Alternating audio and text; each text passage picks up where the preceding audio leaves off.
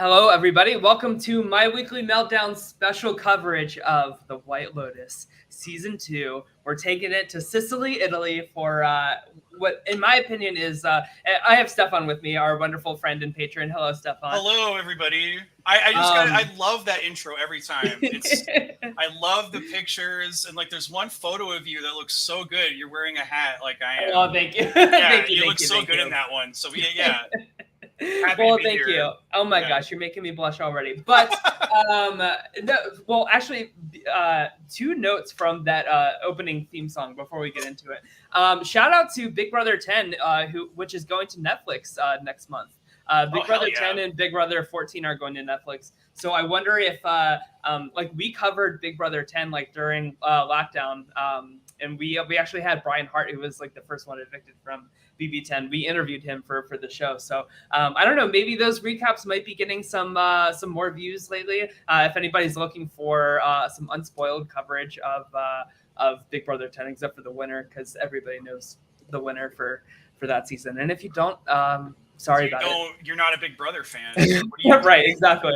If you know who that is. And if you don't know who the winner is, definitely don't check out the other season coming to Netflix, Big Brother 14, because the winner is that season. I wonder if that's why they brought. He's on Twitch. He's like a big gamer. I follow him on Twitch. Yeah. But yeah. Good. You're good.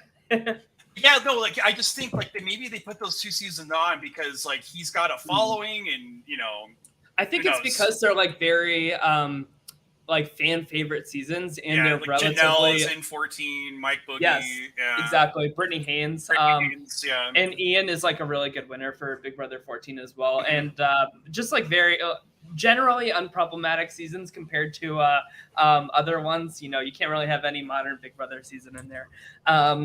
But it is what it is. Go watch Big Brother 10, Big Brother 14, watch our coverage on my weekly meltdown, blah, blah, blah. But the other thing from that intro is actually one of the people in the clips makes a cameo in the first scene of the season 2 of The White Lotus. So here we go. So anybody that's familiar with Survivor probably that's how you probably found my weekly meltdown, right? So Mike White, he was a finalist on Survivor, David versus Goliath, also on Netflix. So he is a very prolific writer, director in Hollywood and stuff. And so I wasn't like too familiar with his work overall. Like of course I've seen like School of Rock and everything like that.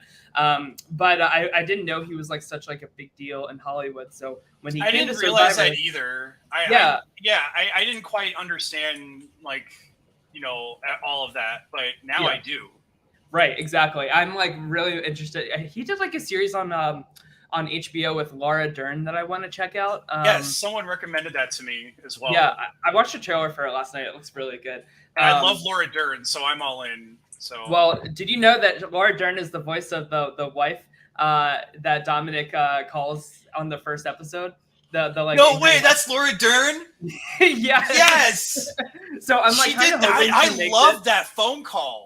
It was so good, right? It was like so classic awesome. Laura Dern, just like losing her fucking idiot shit at men. Yeah, it was perfect. He's a sweet, sensitive young man, unlike you. Right, exactly.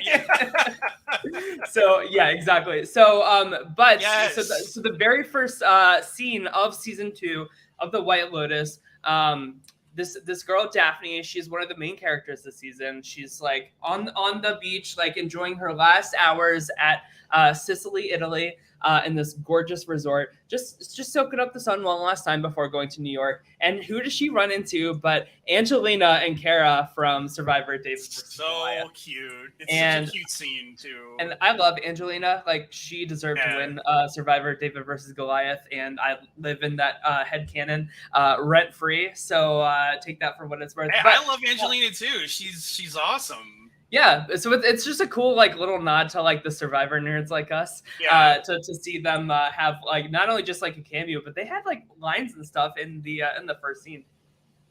But so Daphne, like she's like, oh, you girls will love it, it's great, blah blah blah, just like generic small talk, right? Yeah. And then she goes out to the water and she sees a body floating by. And so that she like touches it. Yeah, so she had like a big reaction, but we don't see who it is. We don't see if it's anybody that Daphne knows. So there's and then we go back to like the beginning of the week and we meet all of these people. So there's kind of this like gray cloud over our heads of like, oh my gosh, like who from this cast is gonna die, like all of this stuff. Do you have any, before we like get into like the meat and bones, do you have any like predictions on who that dead body is? Zero idea. I mean, I have no idea. Do you want me to bring up the characters? Here we go. I feel like the skin of the body was white. Yeah, I rewatched all 4 episodes, and so sorry, this is like a little unorganized, guys, but the reason that I wanted to do this recap now instead of at the end of the season is so we're 4 episodes in, and the trailer like for next week said the week's coming on White Lotus, so I feel like they are thinking of like the end of episode 4 as like the Act 1 break. So I feel like we have some like much more stuff coming, but I think it's fun to just like stop right now and make our predictions, kind of like feel ourselves out for where we're going, because my first impression of these people has pretty much totally changed to like how I feel about them 4 episodes in. So I'm curious to see like once the season is all done, do I still feel the same way, or like have my mind like changed of all these people again and stuff like that. So okay, so I think I'm going to go with I think it's going to be a female body. Okay. And I think that it's going to be, I think it's a suicide. And I think it's either Harper or Tanya. Okay. So I'm actually on the Tanya suicide train as well. So Tanya is like the one through line between season 1 and season 2 for anybody that hasn't watched. So Tanya is this like super loaded rich woman who doesn't really need to work another day in her life. She's just like living out her retirement, just like loaded. She's always getting the best suites at like all these resorts and stuff like that. And so she came to the White Lotus with Greg, her now husband, who she met in season 1 at this other resort it was in Hawaii. Right? I think it was in Maui. Yeah. And so we see some tension right away with this couple, because apparently like sometime between season 1 and season 2, Tanya found these doctors that basically gave Greg like a new lease on life. He was kind of looking towards the end of his life in a pretty soon and sure way, and now he has like a kind of like a second lease on life, and he's not treating Tanya well, is what I'll say. He's just really just kind of like rolling his eyes at her and just kind of like just very emotionally checked out. And so they get to Sicily, and then like the very next day, he tells her, "Listen, Tanya, I'm going back to Denver. I have to handle this business trip. There's some stuff going down with the company, but I promise I'll be back in 2 days." And Stefan, what do you think about that? Do you think that Greg is coming back? No, Greg is not coming back. Do you think we'll ever see him again? Oh God, I mean, it's a possibility, but it seems so unlikely. And like, I felt like the reading that Tanya got was probably correct. Like there probably is somebody else, but we haven't seen that person yet because he's been on the phone acting like it's all the business stuff, but we don't know for sure what's going on there. But I don't know. It's one of those things where he could come back or he couldn't. But if he does come back, I think that something like is going to happen, and that might be Tanya committing suicide. Yeah. So I agree with you that I think like the Tanya suicide thing is kind of where I think we're headed, because so in the first season, Tanya's like whole thing of going to Hawaii was she wanted to bring her mother's ashes and spread them out in the ocean and like really say goodbye to her. So Tanya has this like very spiritual connection with the ocean, with like the waves and traveling and stuff like that. And I think that so as we're kind of like leaving things off, like Tanya is kind of deciding like, should I go to this island with these people, like this flock of gays that like love me because of Jennifer Coolidge, which is like the most accurate thing ever. So I've always loved Jennifer Coolidge, by the way. Like, yeah, and I love her from the movie Best in Show, in particular. And so like, I just love that she's like kind of in the spotlight again because she's amazing. So yeah. And so I think like the longer that she's at this island, the longer that Greg is like just continually like not showing up, like like nowhere in sight. I think she's really going to just like, I mean, we saw her like in this like really downward like mental spiral to the point where like Portia's trying to like ask Tanya like, hey, can I go like meet up with this guy? And she has this whole ass conversation with Tanya. And then the first thing out of Tanya's mouth is like, I can't believe Greg would do that to me. Like totally not listening to anything. So like Tanya's like really just kind of like losing her grip with reality, losing like her all sense of purpose. And I think, so I do think that she's going to commit suicide. And I think that her like we're getting a lot of shots of like the waves like ocean and the waves. Yeah, like when Harper like was having her like mental breakdown that day, she looked out at the ocean. She went to the beach and like looked out on the dock, you know? Yeah. I think that was Harper saying like, this is dangerous, like don't do it. And I think that Tanya is going to look at that same exact view, like maybe not from that dock specifically, but you know what I mean? Like looking out at the water and contemplating like, is this the end?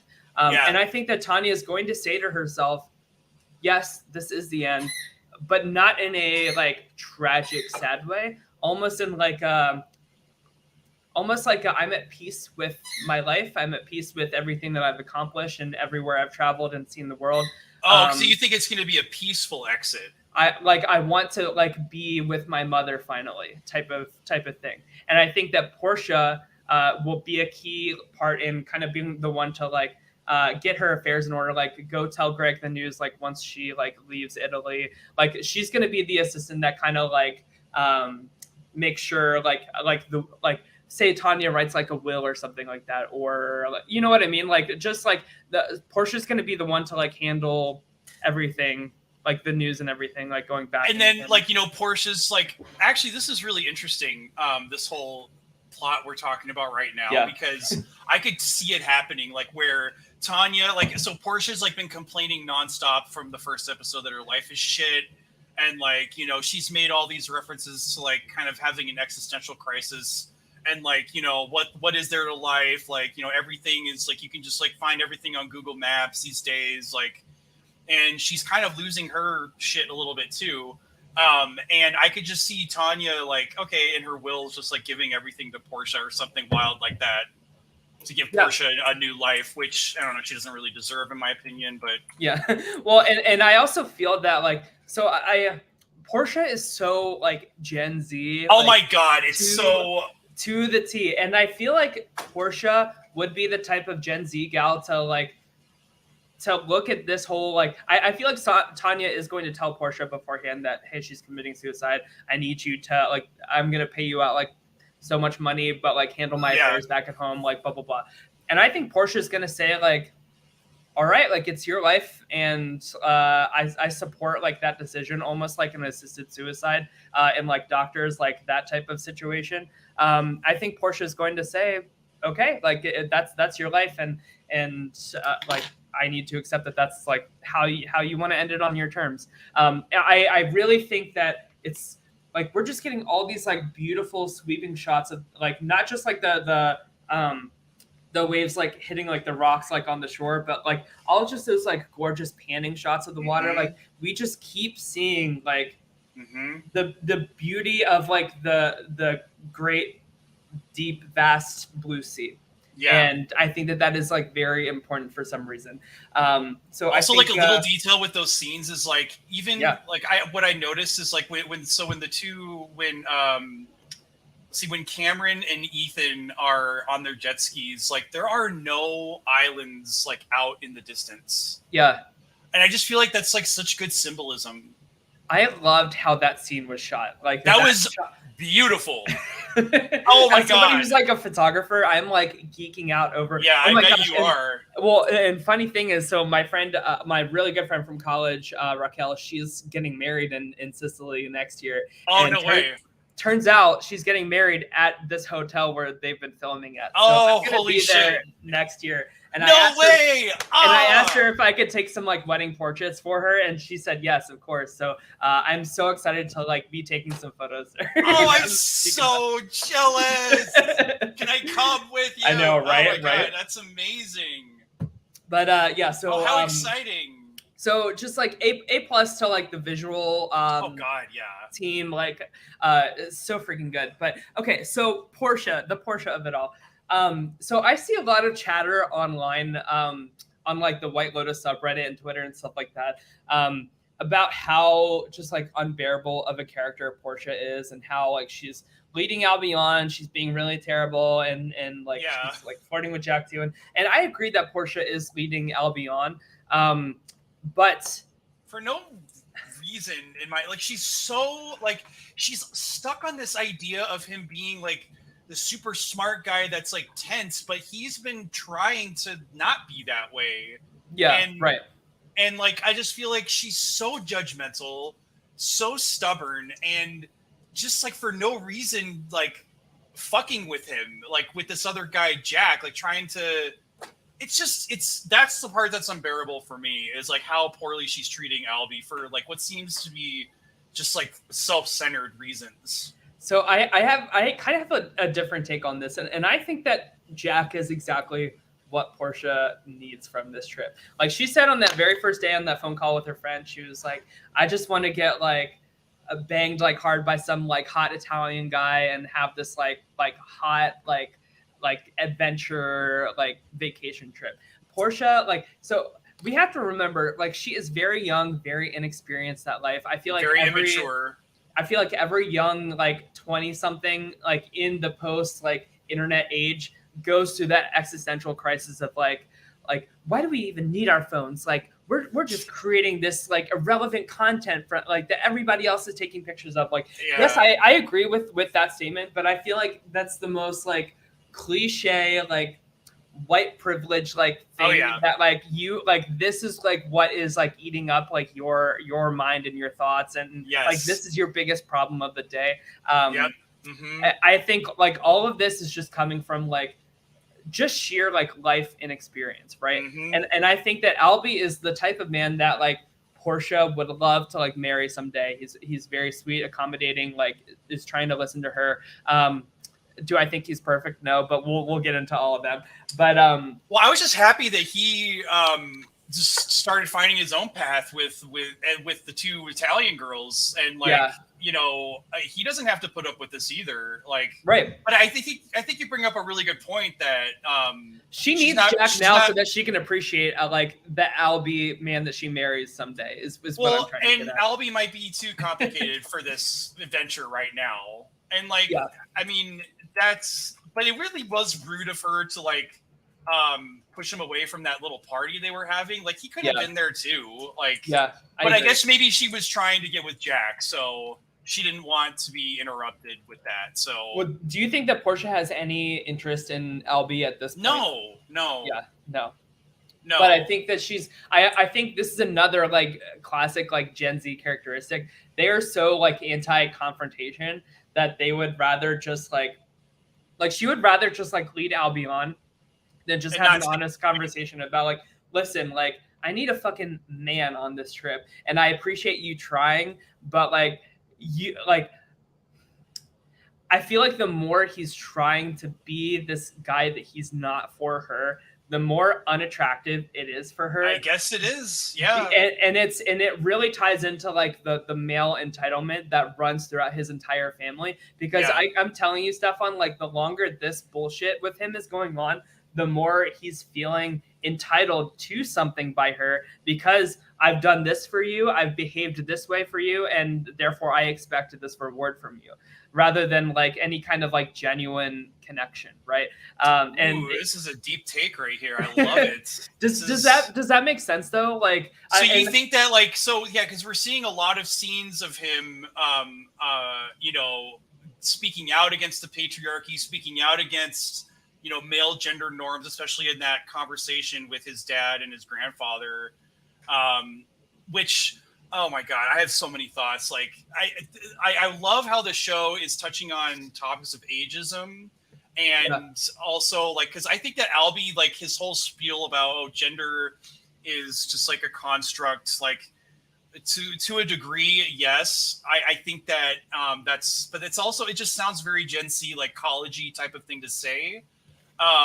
And sort of like, I don't know, it was sort of annoying, but like, I get what he's saying. Like, I get it. But it's like, also, so you think that these conversations are actually influencing him?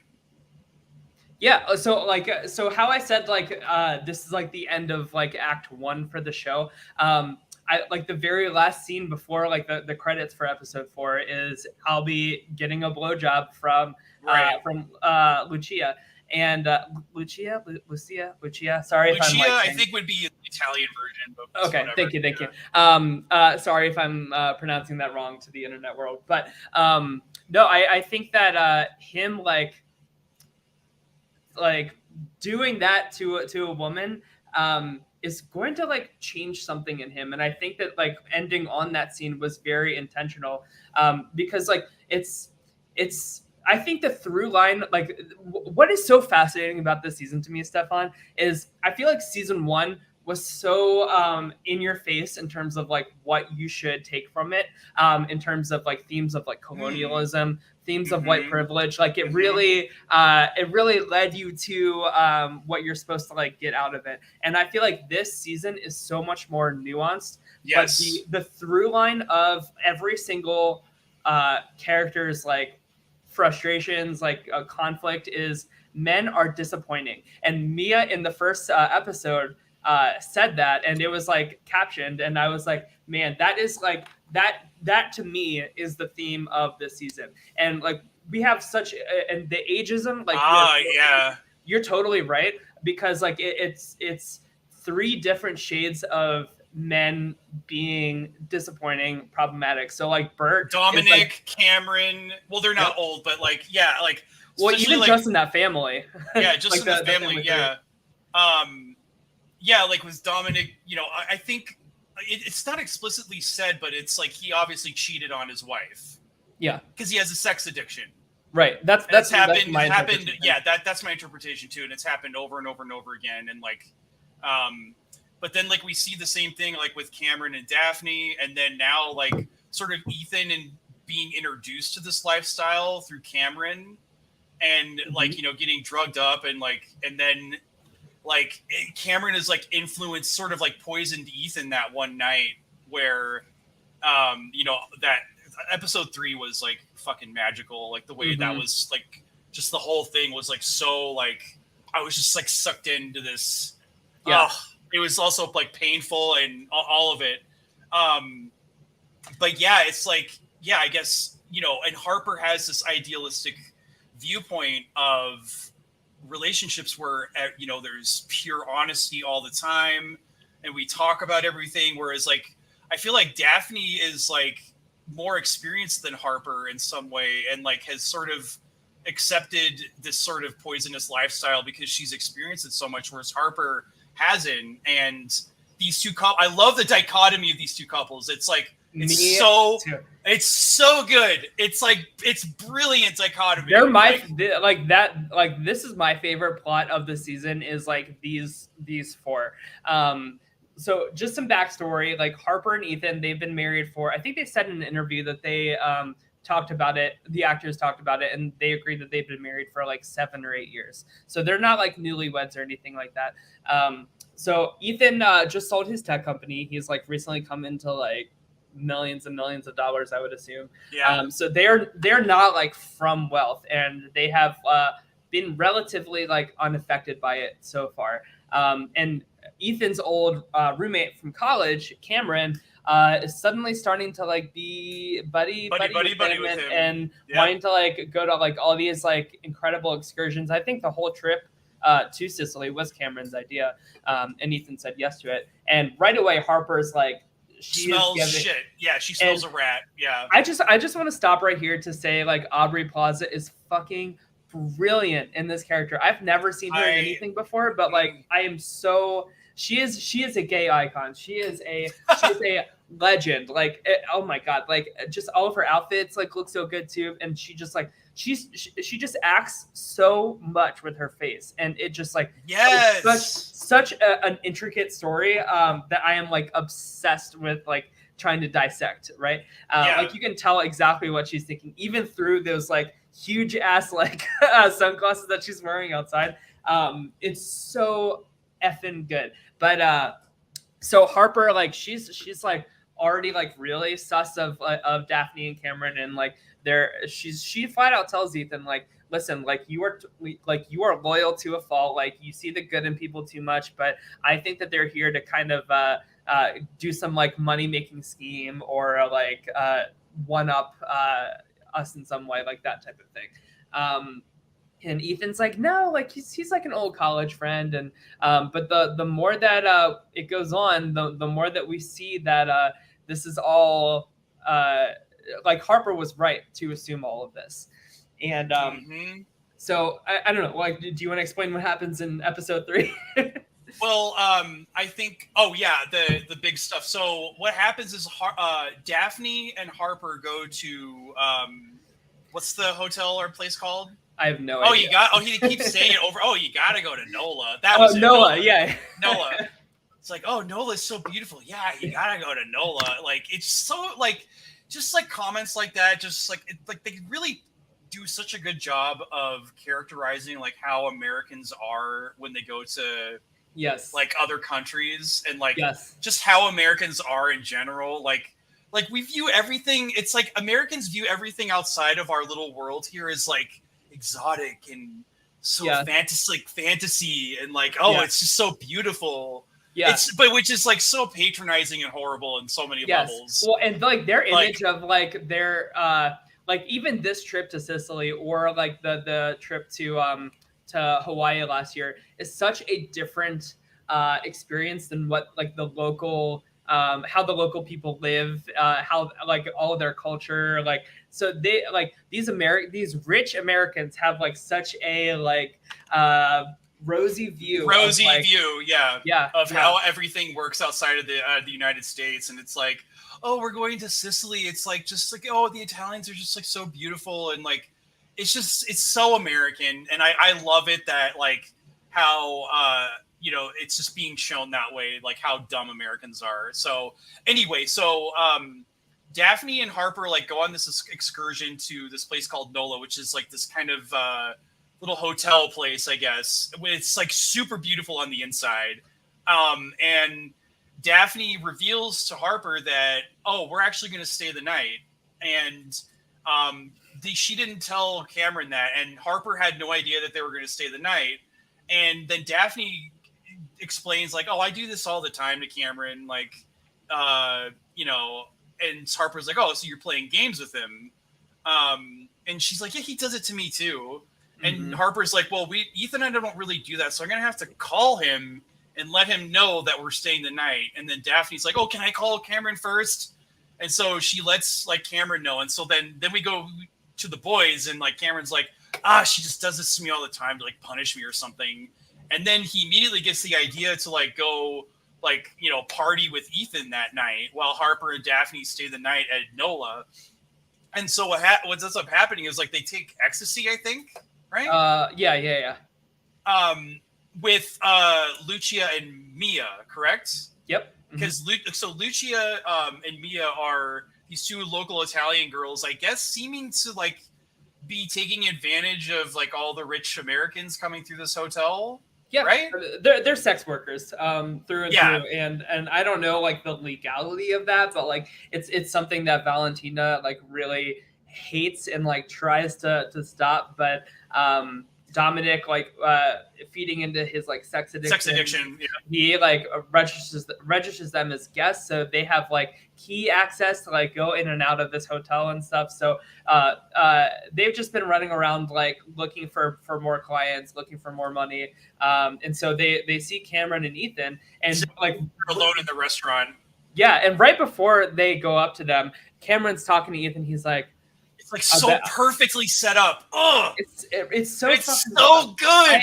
Stefan, I hate Cameron with every fiber of my being. Cameron's a piece of shit.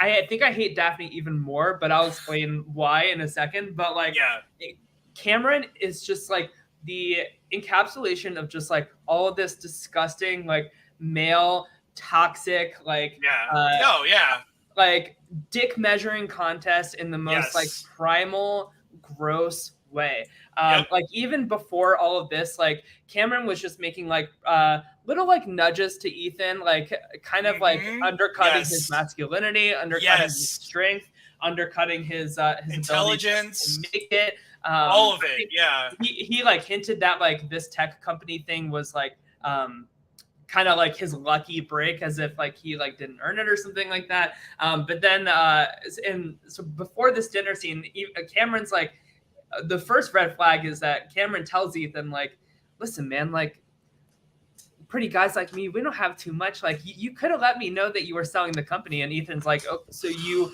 wanted me to do insider trading for you is what you're basically telling me.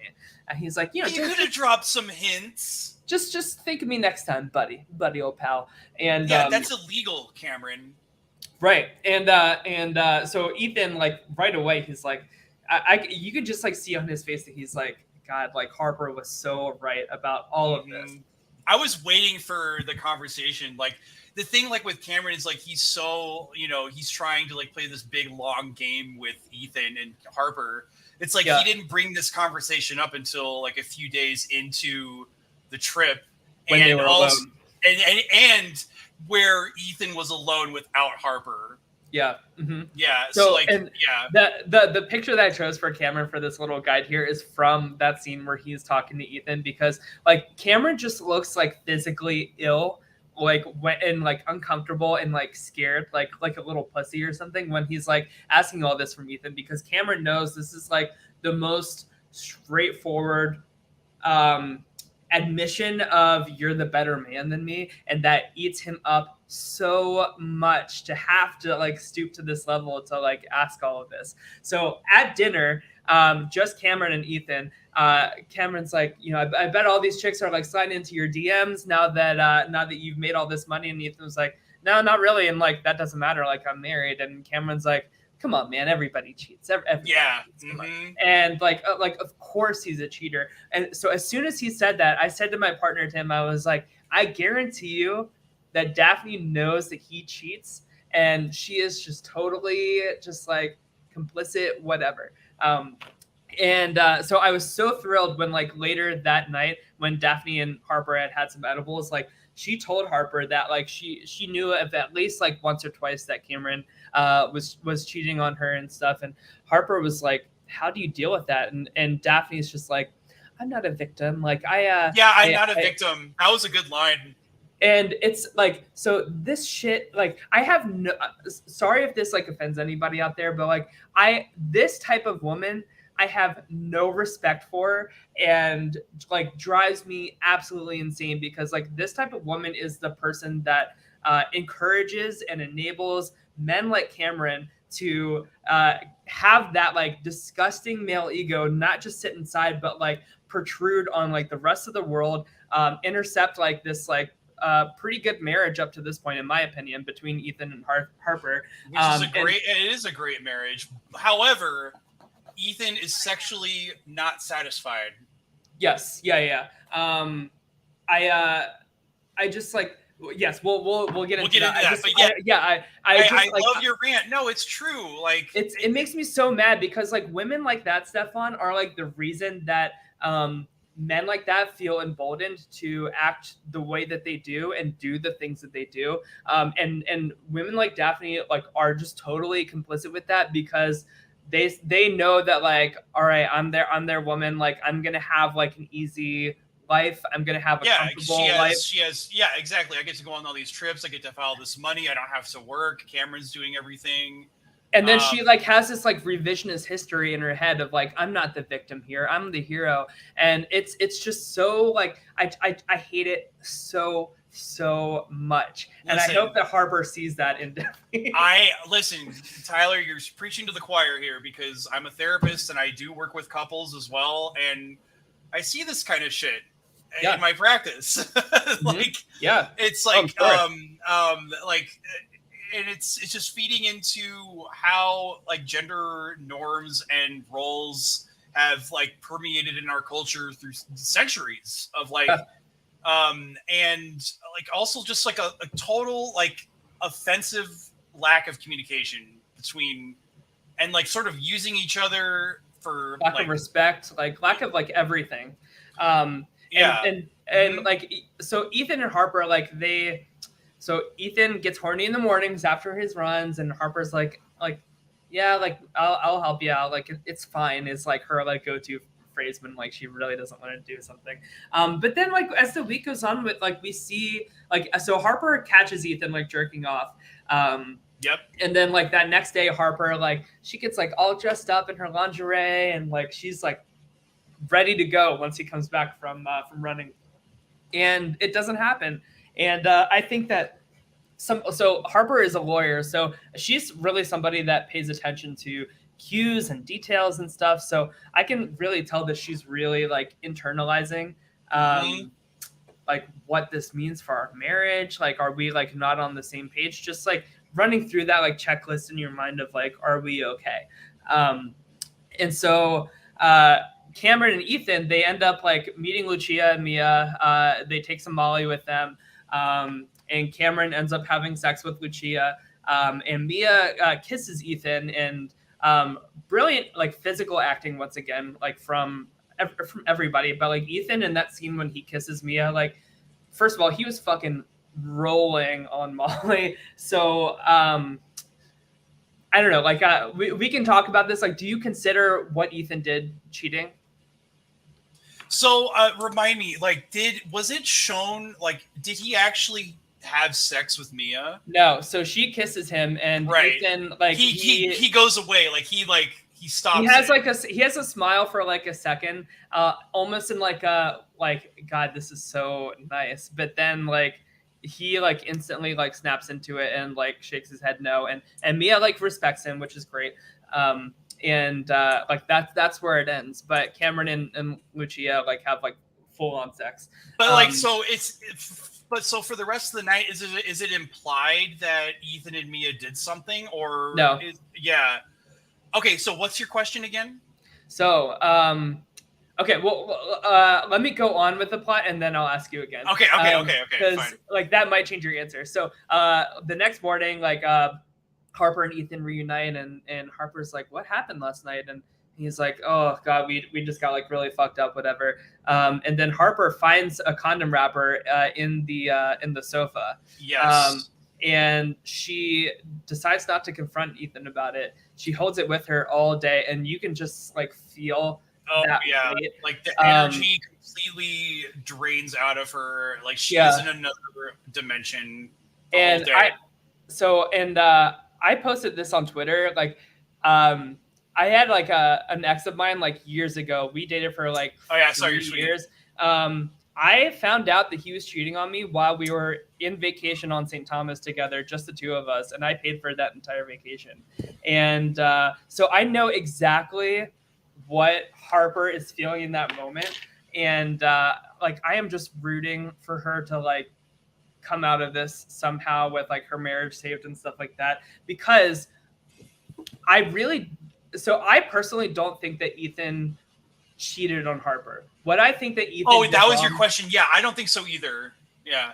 What I think Ethan did wrong was continue to lie and honor this bro code before his marriage. I was surprised that he just his lying was so terrible as well. Yeah. And how can you not, like, if you're in Harper's shoes, like how can you not assume that happened when like all these sexual advances and stuff like have not been met for them like throughout this entire week, right? So I just the condoms, and like, you know, she doesn't know the full story, And he doesn't tell her that, like, oh, I was on ecstasy, I was with Cameron, these two girls were here. Yep. Like, he doesn't really give her any information, so all she can do is assume that he just, like, fucked another woman. And she gave him so many chances, like, throughout the day. Like, all, she's like, being like, what happened? Like, tell me again what happened. I could tell she's like lawyering him in terms of like she's trying to catch him in like a lie with details that like aren't adding up and stuff like that. She keeps the condom with her in her purse, like the condom wrapper in her purse like the entire day. And I wish, Stefan, that she would have just like taken it out at breakfast, just put it on the table like in front of like all four of them and be like, you guys need to explain what happened. But I understand like with all this like new money and stuff like that, like I wonder if they like, I don't think that they've mentioned if they signed a prenup or anything like that. It's a very complicated situation, and it is so disappointing to me that Ethan lies to her instead of just is honest with her. Because Cameron has poisoned the well, you know. Mm-hmm. He's influenced Ethan into thinking that cheating is okay, or that like being dishonest with your wife is like a normal thing to do. Because like Ethan and Harper have this great marriage going, like, but like from Ethan's standpoint, again, like there's some dissatisfaction sexually. Even before all the Cameron and Daphne stuff influenced him because of the, you know, he's masturbating on his own. But still, it's like they have this great marriage where they talk about things and like, but there's so much more like deeper and like on the same wavelength, and it's such a different they're both a little bit naive in comparison to Daphne and Cameron. And so Ethan is poisoned by Cameron's like, you know, experience, I guess. And like sort of telling Ethan this is the way marriages go, when really that's obviously not okay. But and so like we kind of end like that this whole situation with Cameron or Lucia and Mia like asking Cameron for money for the drugs, and he's like, I'll pay you back by the end of the week. So like I think like that's kind of like my other theory in terms of like how this dead body ends up happening somehow is like the somebody like coming to like get their money for the drugs that they owe, like whether it's that could be a possibility too. I mean, it would be a less satisfying ending, but that is definitely a possibility. Yeah, so we'll see, but like I guess like we can talk about like Lucia and Mia and Valentina of it all a little bit too, but so they're like sex workers who have just been making their rounds this week. But so we kind of left it off with Mia. She's like been trying to get her big break with singing and stuff and get out of this lifestyle. She meets this like piano player and cabaret singer for dinner named Giuseppe, and he's been like making advances at her, and like she really doesn't want to like cross that line for her career. Like she wants to win it on her own merit, which is very respectable. But that's the through line of this whole season is men are gross and disappointing. Especially these like Italian men. Like that scene when Harper was in Nolo. Oh, that was all the men are staring. Oh at them. My god, that's so freaky. So did you know that was like shot for shot, like a 1-to-1 comparison to this like old like 1960s Italian film in black and white? Like it's like the same shot of like a woman like, and it's like panning out on those steps, and it's like all these men like up the stairs like staring at her and stuff like that. So at first I thought she was like having some sort of like vision, but it was like an actual thing. Yeah. And like if like I thought that too. I was like you can really feel that like she is like really in her head about this right now, and totally understandable why. So Giuseppe, like Mia's finally like, all right, listen, like we'll do it. Just promise to help me out. Okay, whatever. They go into the chapel at the hotel, and they start doing it, and he's a little flat, so she goes to grab Viagra from Lucia, but grabs the Molly instead. Yeah, and she gives him 2 pills, and I'm like, I don't know how knowledgeable you are about like serving doses for Molly, but like half a pill gets you like fucking rolling. So to have like 2 pills, well, like, if you haven't been taking a medication and you start all of a sudden, it's going to have a dramatic effect on your body. Mm-hmm. So that's why psychiatrists start people on small doses to like make sure everything's okay. So the fact that he got 2 pills of Molly is that's why no wonder he ended up in the hospital. Yeah. So that's kind of like where we left that. So, but that's to say, like, even more drugs are now like unaccounted for that need to be paid for. You know what I mean? So, like, it's not only like Cameron and Ethan's drugs, like from that night, like it's now also like 2 more like whole pills of Molly. So, I don't know like how easy it is to buy drugs or like how cheap they are in Italy, but I imagine that that's going to be like a huge problem heading into the back half of the season. So we lastly with Valentina, she's the head front desk person. I don't know like the official seems like title.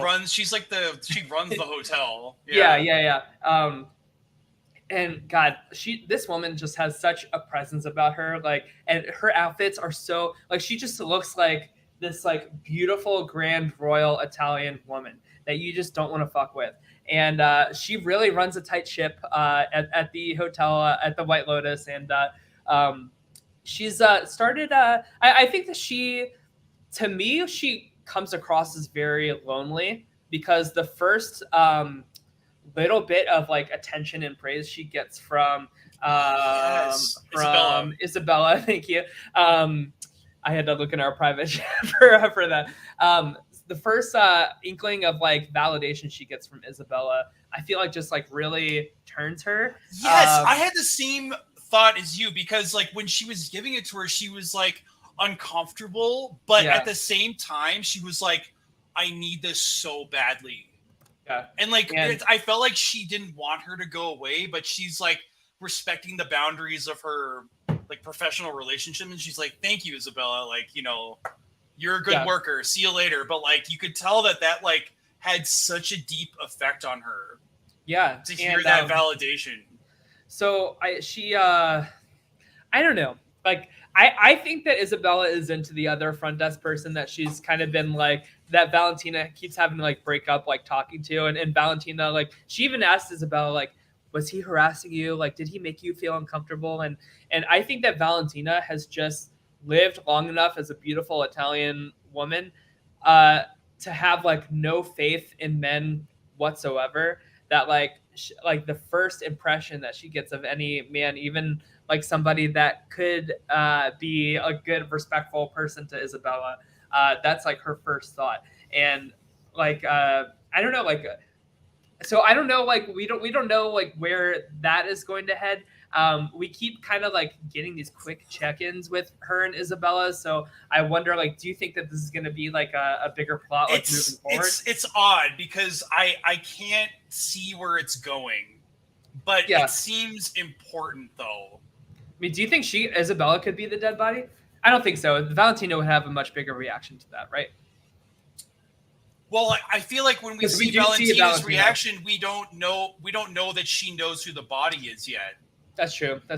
And maybe she's kind of like she's not checking at it too closely because like Giuseppe like went to the hospital like earlier that week, so she's like, God, like we're just having like bad luck here. Like I could see her like just kind of zooming out and like the work of it all as being the one that's like running the hotel and stuff like that. So very well could be. I don't know. It's hard to predict that one because it's an odd interaction that is getting highlighted. So I feel like we need a little bit more information. Yeah. Any one more like note that's like been in my head about like the whole like Bert, Dominic, Albie situation is like I just love the 3 different generational flavors of good point. Male entitlement. So Bert is like really just the like oldest. He's 80. He's in his 80s. And like very, very aggressive with women, very like vocal to the point of like making them feel uncomfortable. Even when he's talking to Dominic about like Dominic's marriage problems, Bert's like, you want me to call her? You want me to talk? You can't let her do that. Like him saying like you can't let her get a divorce is so telling of like how men that age like view like the role of like man in the marriage and in the family. Role of the role of their wife. Yeah. Yeah. That the man is the head of the household and they make all the decisions. And he's entitled to speak to women like that. Like that entitlement is so like front of mind, and it's very easy to point out for these younger kids like Albie and Portia and stuff like that, because they're so like disconnected from it. Dominic, so he's like the Gen X and the middle guy. This version of entitlement is not so Dominic's generation can see how Bert's generation like comes off, and exactly. But that male like entitlement and urge has still been passed down to them. So like, what do men like Dominic do? They just go behind their wives' backs and cheat and just have their cake and eat it too. You know what I mean? Mm-hmm. And he feels that it's like an urge that like it can't be stopped. And I understand sex addiction is like a serious thing. I don't want to like to minimize that, but Dominic is faced with all of these check-ins with himself that we've seen already of like, should I continue with this or should I not? And it's taken him 4 days to like even get to the point where he can say no to these women. So it's like a little bit of progress, but it's still like, and Albie's been a big influence on him. Like, Dad, you need to just stop and change, you know? But I don't want Albie to get out of this thing feeling like he is better than these two breeds of men. And I'll tell you why. Like Albie thinks that he's done the work and it's a destination that he's gotten to rather than a journey in terms of like treating women, how he views women. Yeah, he's sort of taking it for granted. Yeah. Yeah, and I'm telling you, like he thinks that he is entitled to having Portia because he has made more of an effort to be aggressive. He has made more of an effort to listen to her. I stand up for women and I will always respect them. But like all of this, like, it's very like white savior type of mentality. That's why it's annoying. Like it's like, kind of get over yourself. Like, yeah, exactly. It's not that into you. Like, just move on, you know? Yeah. And he can't because like, he feels that like, where's my I've done all these things for you. It's not how he like truly feels on the inside. It's like what he's working overtime to like make himself projected to be to everybody around him, if that makes any sense. Yeah, exactly. It's the environment that he's grew up in that women should be, you know, treated with respect and all these things, but it's like he's not getting. It's like he's by behaving in this way, he's sort of expecting a result that is not being fulfilled. Yeah, exactly. And so he build up all this resentment about that.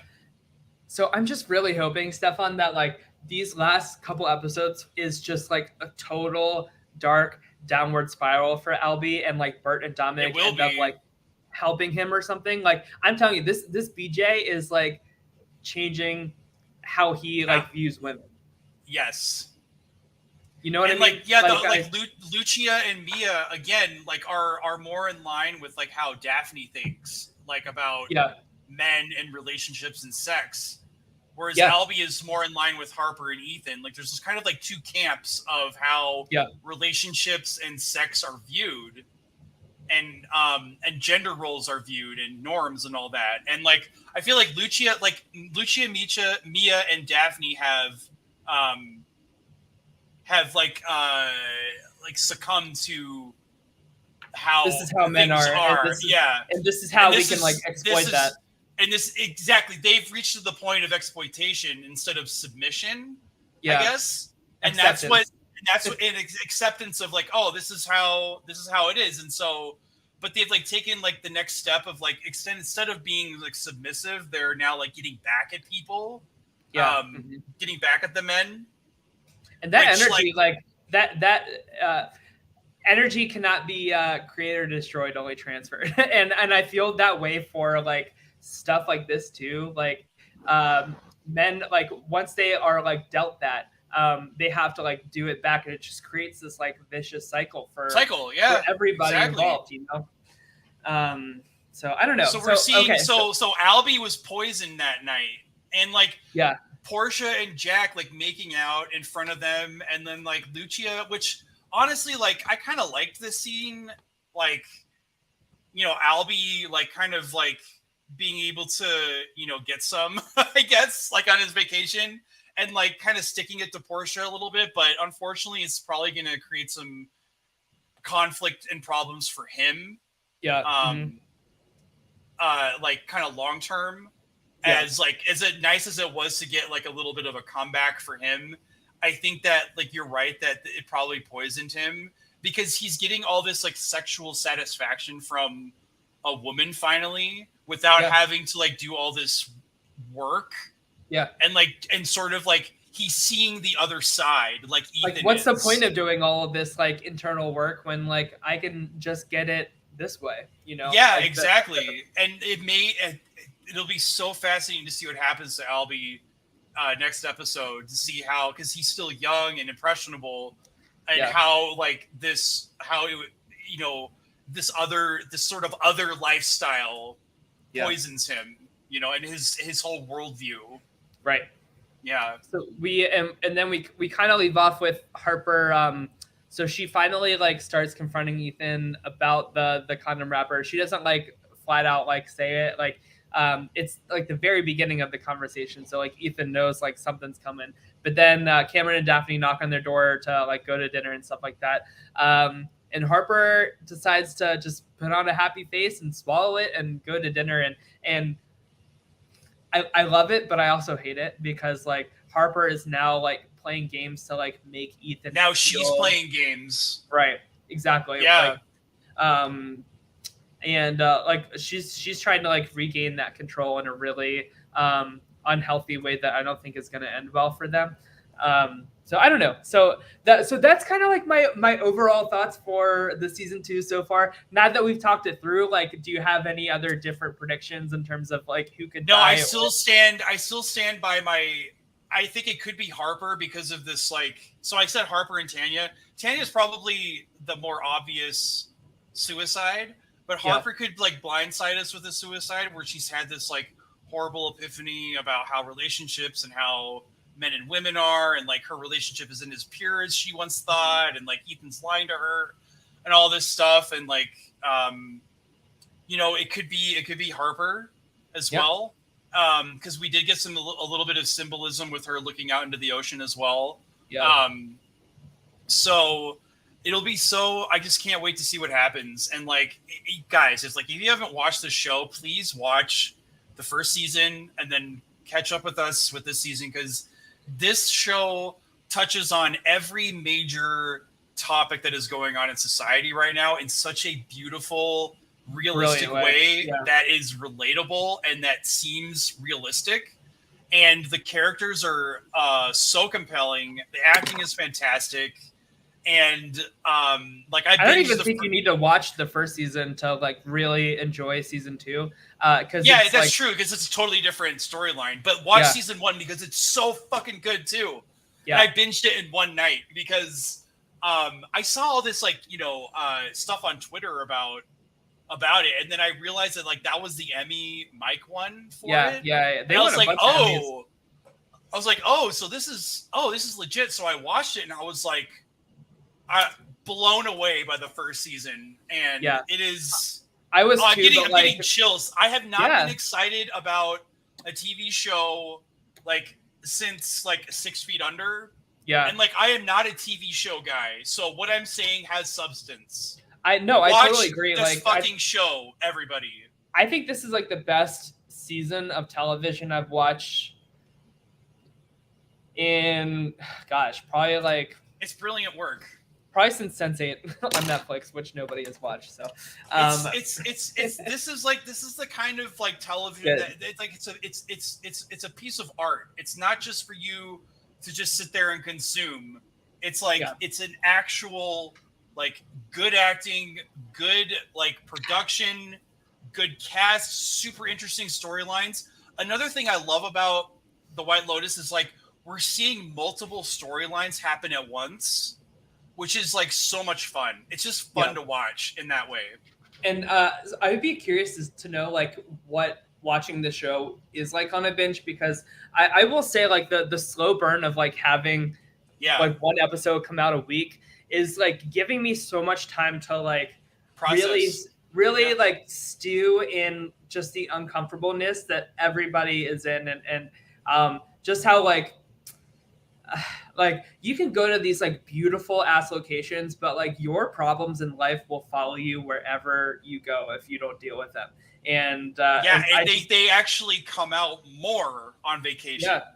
Yeah, without like the distraction of everyday life and stuff like exactly. that. It's true. Like I've been to some like all inclusive resorts, and like people just go like fucking. They go fucking nuts. Weird bananas. Like it's interesting. So it's just such a cool juxtaposition of like a place that's so beautiful, so like tropic, like. But like it's just so uncomfortable because of like the tension that everybody is bringing in. Like it's just such a slow bubble this season that is so nuanced, so layered in a way that season one wasn't. Like I loved season one, but like this season is just like fucking. We got to bring up the fact that we keep getting shots of like that statue or that. Oh yeah. Do you have any theories about that? Because I think that has to do with the suicide. Probably, or the suicide that we're predicting. Yeah. Well, also, did you know that the tarot card reader, like that, when she was like speaking really fast in Italian at the end, she was saying that Tanya was going to commit suicide. Like she saw that in the vision. Oh shit! Because I was wondering what she was saying in Italian. Yeah. Oh my god! Oh my god! This is nuts. And also, I'm getting chills, man.